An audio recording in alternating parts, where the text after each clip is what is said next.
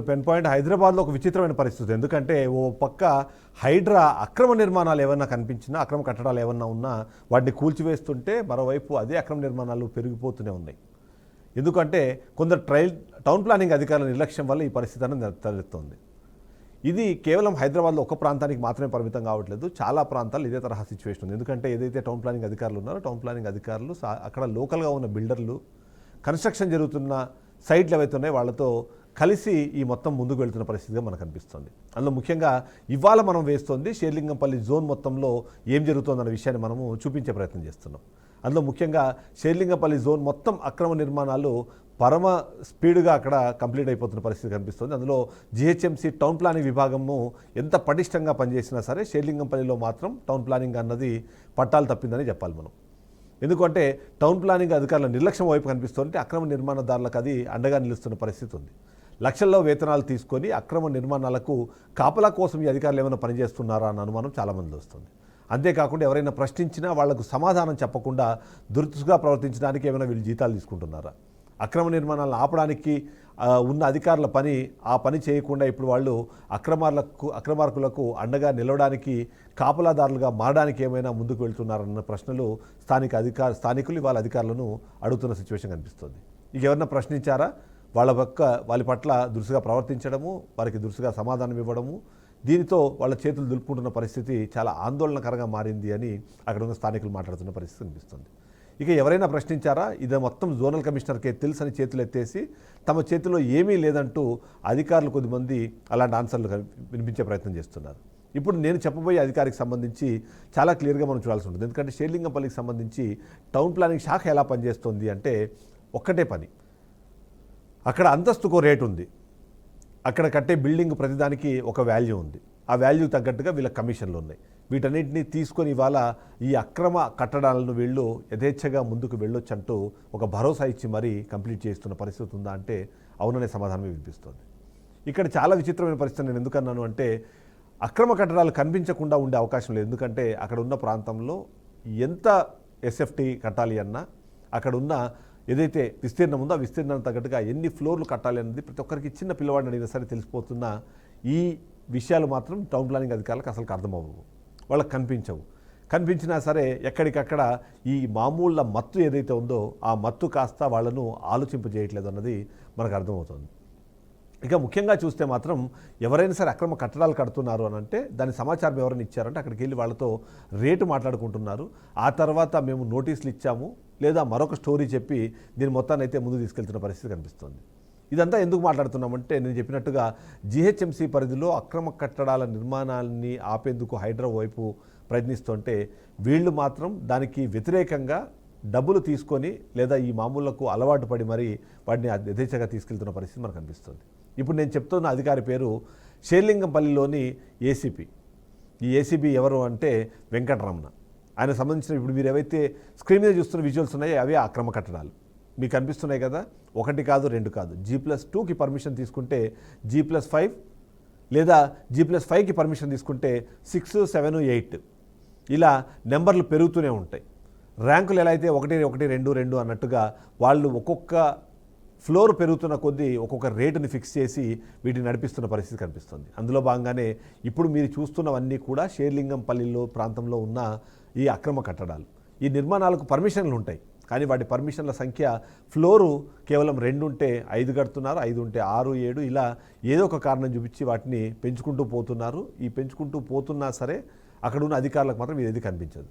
ఇక నేను చెప్తున్నట్టుగా అధికారి వెంకటరమణకు సంబంధించిన విషయాన్ని మనం చూడాల్సి ఉంటుంది.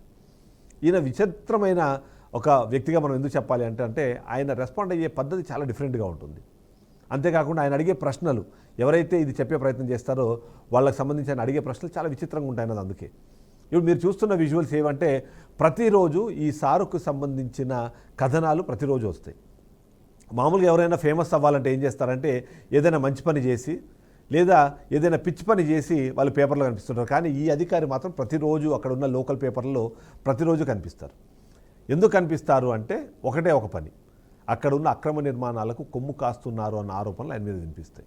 ఆ ఆరోపణలు వినిపించిన నేపథ్యంలో ఎవరైతే ఆ పేపర్లలో రాస్తున్నారో వాళ్ళందరినీ ఈయన కొత్త రకంగా టార్గెట్ చేస్తారు. మీకు ఫ్యామిలీస్ లేవా? మీరు ఇలానే వ్యవహరిస్తారా? మీకు ఏదైనా ఉంటే నాతో మాట్లాడుకోవాలి, కానీ ఈ పేపర్లో రాయడం ఏంటి, మీరు టీవీలో చూపించడం ఏంటి అంటూ ఆయనే చాలా క్లియర్గా ప్రశ్నించే ప్రయత్నం చేస్తూ ఉంటారు. ఇక ప్రశ్నించడంతో పాటు కొన్నిసార్లు ఆయన శాపనార్థాలు కూడా పెడతారు అన్నది లోకల్గా పనిచేసే విలేకరులు చెప్పే మాట. ఖచ్చితంగా విలేకరులో కొద్దిమంది అక్రమాలకు పాల్పడుతుంటారు, అవినీతికి అలవాటు పడి ఉంటారు, కానీ ప్రశ్నించే కొన్ని గొంతుకలు కూడా ఉన్నాయి. ఆ గొంతుకలు ప్రశ్నించినప్పుడు సమాధానం చెప్పకుండా వాళ్ళను బెదిరించడం అన్నది చాలా కామన్గా జరుగుతున్నది అక్కడ. అంతేకాకుండా ఏదైనా అడిగారు అంటే ఆయన సమాధానాలు కూడా వెరైటీగా ఉంటాయి. ఆయన సమాధానాలు ఎలా ఉంటాయంటే, ఇది నాకే కాదు, పైన వాళ్ళకు తెలుసు, అంతకు పైన వాళ్ళకు తెలుసు, వాళ్ళందరి పర్మిషన్లతో ఇవన్నీ చేస్తున్నాం అన్నట్టుగా ఆయన మాట్లాడతారు. డీసీకి తెలియకుండా ఏది జరగదు అన్నట్టే ఆయన మాట్లాడే సిచ్యువేషన్ మనకు కనిపిస్తుంటుంది. ఇక మీరు చూస్తున్న ఈ పర్సను నిజంగానే అక్కడ ఉన్న లోకల్ బిల్డర్స్కి, ఆ కన్స్ట్రక్షన్ సైట్స్ ఉన్న ఓనర్స్కి బాగా సుపరిచితమైన ఫేస్. ఈయన ఒక్కరే కాదు, ఈయనతో పాటు మరికొద్దిమంది చైన్ మెన్లు ఉంటారు. అంటే చైన్ మెన్లు అంటే అక్కడ ఏదైనా సరే జరుగుతున్నప్పుడు వాళ్ళు వెళ్ళి గ్రౌండ్ లెవెల్ వెళ్ళి చెక్ చేస్తూ ఉంటారు. ఆ చెక్ చేసిన సందర్భంలో ఈయన చేస్తూ ఉంటారు అనమాట. అందుకే ఆయన దగ్గరికి ఎవరైనా వెళ్ళారు అంటే ఏదైనా ఉంటే సెటిల్ చేద్దాం, ఏమవుతుంది, మీరు పేపర్లో రాస్తే ఏమవుతుంది, టీవీలో చూపిస్తే ఏమవుతుంది, అదేదో నన్ను అడిగితే నేను సెటిల్మెంట్ చేస్తాను, మీకు ఎంతో కొంత డబ్బులు ఇప్పిస్తానంటూ ఆయనే మాట్లాడతారు. అంతేకాదు, దాని తర్వాత ఇంకొక స్టెప్ ముందుకు కూడా వెళ్తుంటారు. అవన్నీ కూడా నేను చూపిస్తాను, ఎందుకంటే ఇప్పటిదాకా నేను చెప్పిన ప్రతి విషయానికి నా దగ్గర ఆధారం ఉంది. ఆయన మాట్లాడే మాటలు, ఆయన వ్యవహరించే తీరు, ఆయన మాట్లాడే క్రమంలో ఆయన యూజ్ చేసే భాష, ఇవన్నీ కూడా మీరు ఖచ్చితంగా చూడాల్సింది. ఎందుకంటే మనం కేవలం ఆరోపణలు చేయడమే కాదు, దానికి సంబంధించిన ఆధారాలు చూపించాల్సిన బాధ్యత ఒక మీడియా హౌస్గా మనకు ఉంటుంది. కాబట్టి ఆ ప్రయత్నం మనం చేస్తాం. అందులో భాగంగానే ఏదైతే ఈ సమాచారం అందిన వెంటనే, ఎందుకంటే సర్కిల్ 20లో జరుగుతున్న అక్రమ నిర్మాణాలు, వాటిని పట్టించుకొని టౌన్ ప్లానింగ్ అధికారులు, అవి పట్టించుకున్నా ఎలాంటి ఇబ్బంది కలగకుండా చూసుకుంటున్న లోకల్ అధికారులు కానివ్వండి, లేకపోతే కింద స్థాయి అధికారులకు సంబంధించి కంప్లైంట్ చేయాల్సిన బాధ్యత ఉంటుంది. ఆ కంప్లైంట్ చేసిన తర్వాత ఆయనతో మాట్లాడే ప్రయత్నం చేసింది బీఆర్కే న్యూస్. చేసినప్పుడు ఆయన ఇచ్చిన రెస్పాన్స్ ఏదైతే ఉందో అది చాలా బాగుంటుంది. ఎందుకంటే మీరు అది ఒకసారి మీరు చూడండి, దాని తర్వాత నేను ఎక్స్ప్లెయిన్ చేస్తాను. ఒకసారి పీసీఆర్ ఆ బయట ప్లే చేయండి.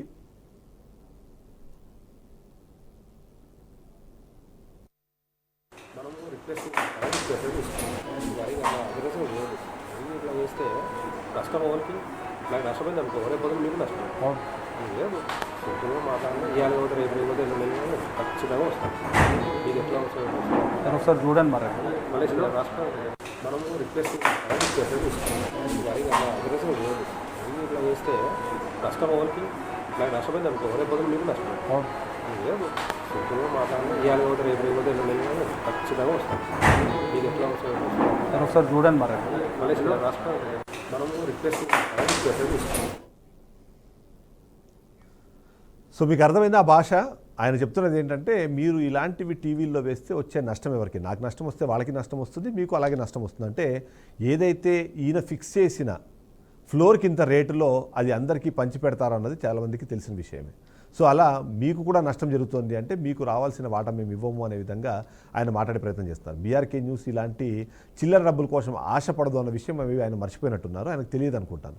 అందులో భాగంగానే బీఆర్కే న్యూస్ ప్రతినిధిని కూడా డబ్బుల పేరుతో లొంగబరుచుకునే ప్రయత్నం చేశారు. అది సరిపోదు అన్నట్టు మీరు కూడా నష్టపోతారు అంటూ ఆయన చేసిన వ్యాఖ్య. ఈ వ్యాఖ్యలు ఏవైతేనే, ఈ వ్యాఖ్యలు కేవలము మన రిపోర్టర్తోనే కాదు, ఎవరైనా సరే ఇలా రాశారు అనంటే వాళ్ళకి ఆయన చేసే మరొక సెంటిమెంటల్ బ్లాక్మెయిల్ ఏంటంటే, మీకు కుటుంబాలు ఉన్నాయి అంటే నన్ను ఏమైనా ఇబ్బంది పెడితే, ఇలాంటి వార్తలు రాస్తే, ఇలాంటి వార్తల వల్ల నా ఉద్యోగం పోతే నాకు నష్టం జరుగుతుంది, సో నా కుటుంబం ఇక్కడ బాధపడుతుంది, కాబట్టి మీకు కుటుంబాలు ఉన్నాయి, మీ కుటుంబాలు కూడా బాధపడతాయంటూ ఆయన శాపనార్థాలు పెడుతున్నాడు.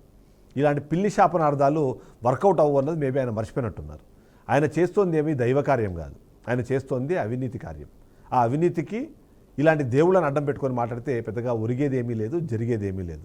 మోరవరు మంత్రాలకు చింతకాయలు రాలుతాయన్న విషయాన్ని మేము ఎప్పుడూ నమ్మలేదు, నమ్మము కూడా. అలాంటి సందర్భంలోనే మీరు చేసే ఏవైతే ఈ శాపనార్థాలు ఉన్నాయో మాకు పెద్దగా ఒరిగేదేం లేదు. అయితే ఇలా జరుగుతున్న ఆ కింది స్థాయి అధికారులకు సంబంధించిన అవినీతితో పాటు ఆయన పరిధిలో ఉండి ఆయనకు అవగాహన ఉండి జరుగుతున్న అక్రమ కట్టడాలకు సంబంధించి కూడా బీఆర్కే న్యూస్ ఆయన ప్రశ్నించింది. ఆయన ప్రశ్నించినప్పుడు ఆయన ప్రశ్నకు సమాధానం వింటే మీరు ఆశ్చర్యపోతారు. ఎందుకంటే ఇది ఒకవేళ టెలికాస్ట్ చేస్తే ఏమవుతుంది అనే విషయానికి ఆయన ఒక ఆన్సర్ చెప్పారు. ఆ ఆన్సర్ ఒకసారి మీరు వినండి.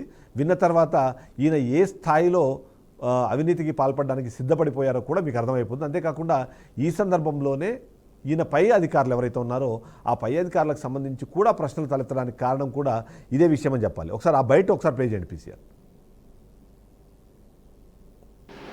అది ఫోన్కి కరెక్ట్ మళ్ళీ రికార్డ్ చేస్తుంది. ఇగో అది sir mail phone recording record చేసినట్టే క్రిమినల్ కేసు బుక్ చేయాలి. అది మెయిల్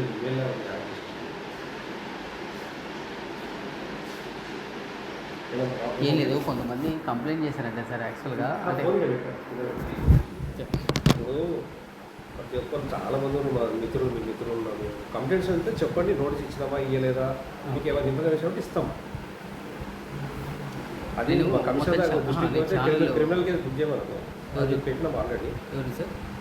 అదే ఒకటి వీడియో పెట్టేది కాదు. అవసరం లేదు సార్, అయితే మీరు కంప్లైంట్ చేయండి సార్. అయితే సార్ మీరు కంప్లైంట్ చేసేసండి సార్. లేదు వెళ్తున్నాంలే, ఊరికే జస్ట్ ఇట్లా వేరే పని ఉంటే వచ్చాను. మా చైర్మన్ చెప్పండి. క్రిమినల్ కేసు మీరు ఫైల్ చేయండి, క్రిమినల్ కేసు ఫైల్ చేయండి, వీళ్ళ ప్రాసెస్ మీరు చేస్తారు అంటే మా చైర్మన్ చెప్పండి. దీనికి ఆయనకి చెప్తాను. మీరేదో క్రిమినల్ కేసు సార్ వాళ్ళు ఎవరు ఫోన్లు ఎత్తారు, లిఫ్ట్ చేయరు. వాళ్ళ మూతగారులు చైర్మన్లు వాళ్ళే సృష్టిస్తారు. జడ్సీకి కూడా ఆయన మేమే పైసలు ఇస్తున్నాము, డీసీకి మేమే పైసలు ఇస్తున్నాము మాట్లాడుతున్నారు చైర్మన్లు. ఇప్పుడు మీ ముందరకు వచ్చి మీరు అధికారి మీ ముందరకు వచ్చి మాట్లాడుతున్నారు. ఇప్పుడు వాళ్ళు మేము వసూలు చేసుకుని ఇస్తేనే తీసుకుంటామని మాట్లాడుతారు. దాన్ని ఏమంటారు చెప్పండి. ఇప్పుడు మీరు అధికారి, మీ దగ్గరకు వస్తాం, వాళ్ళు ఎవరు మాకు సంబంధం లేదు. వాళ్ళు మీరు చెప్తే ఆదేశిస్తే వాళ్ళు పోయి వాళ్ళ ఇల్లీగల్ కన్స్ట్రక్షన్ కానీ పలానా వర్క్ కానీ ఆపేటోళ్ళు వాళ్ళు మాత్రమే. వాళ్ళ అథెంటికేషన్ కాదు. మీరు ఆఫీసర్, మీ దగ్గర కోసం ఏదైనా ఉంటాయి. నేనేం చేయాలి నాకు చెప్పండి. మీరు ఏం చేయాలి? మీ దగ్గరికి వస్తే మీరు సోన్స్ వీడియో పైన క్రిమినల్ పోతున్నారు, వాట్ ఎవర్ ఇట్టుకోండి సార్, మీరు మేము చేసే ప్రాసెస్ మేము చేసుకుంటాం. మేము వేసే లింకులు వీడియో ఏదైతే ఉందో అది కూడా దాని మీద కూడా ఫైల్ చేయండి అని చెప్తాను. అట్లా రేపు వార్త ప్లే చేస్తాను, అది కూడా ఫైల్ చేయండి. Okay sir. టౌన్ ప్లానింగ్ అధికారిగా ఆయనకున్న బాధ్యతను గుర్తు చేస్తే, ఆయన హయాంలో జరుగుతున్న అవినీతికి సంబంధించి ప్రశ్నిస్తే ఆయన ఇచ్చిన సమాధానం ఏంటంటే, మీ మీద మేము క్రిమినల్ కేసులు బుక్ చేయడానికి మా డీసీ నుంచి పర్మిషన్ తీసుకున్నామనే విధంగా మాట్లాడారు. అంటే దాని మీనింగ్ ఏంటి? సో ఈయన చేస్తున్న అవినీతి అక్రమాలు దాన్ని ఎవరు ప్రశ్నించకూడదు, ప్రశ్నిస్తే వాళ్ళ మీద క్రిమినల్ కేసులు పెడతారనమాట.